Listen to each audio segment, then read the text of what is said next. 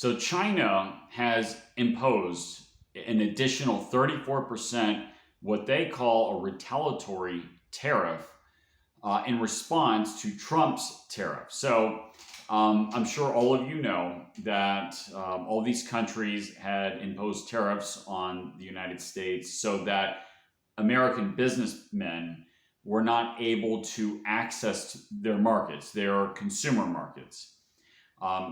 Whenever you get a tariff, that puts that barrier there so that that country can access their market, but it doesn't allow the other country to access the market. In other words, it creates a tinderbox. It allows for the industries to be able to flourish in that country artificially without the competition from the other country.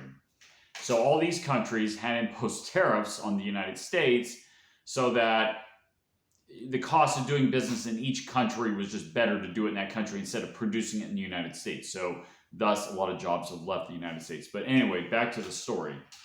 China announced a 34%, what they call retaliatory tariff. Now, China already had tariffs on American imports coming from the United States. And Americans, it was harder to export to China than vice versa. And like I said before, it was because of the tariffs. Now, this is more than anything to create a headline. China couldn't survive a trade war with the United States. First of all, there are a lot of problems with the Chinese economic system. It's really way over leveraged. You look at their housing boom. You have these ghost cities that they produced. A lot of the Chinese savings are locked up into real estate. So, and the only thing that they have going on, aside from the quote unquote investment, which is really just printing artificial currency, is exports. And exports is what's fueled the whole Chinese boom.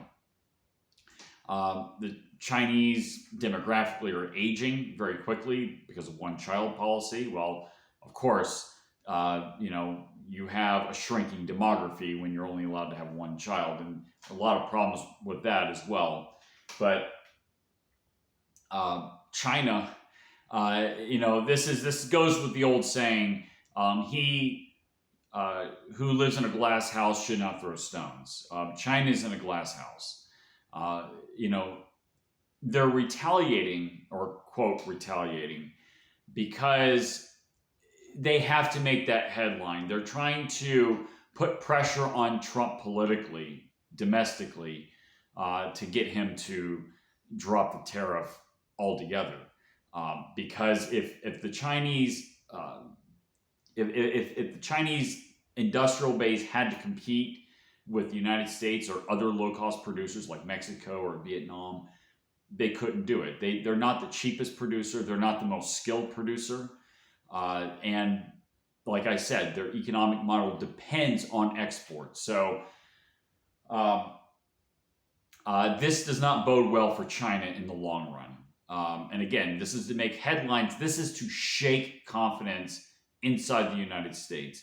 It's really, it was done to create an anti-American propaganda within the United States. So that's what's going on.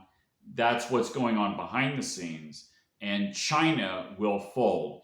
If China does not drop their tariffs on the United States, like in a reciprocal fashion, like they'll drop theirs, we'll drop ours. If we don't have a lowering of their tariffs, if they continue to go down this path, China will collapse economically. So yes, it's not a nice headline.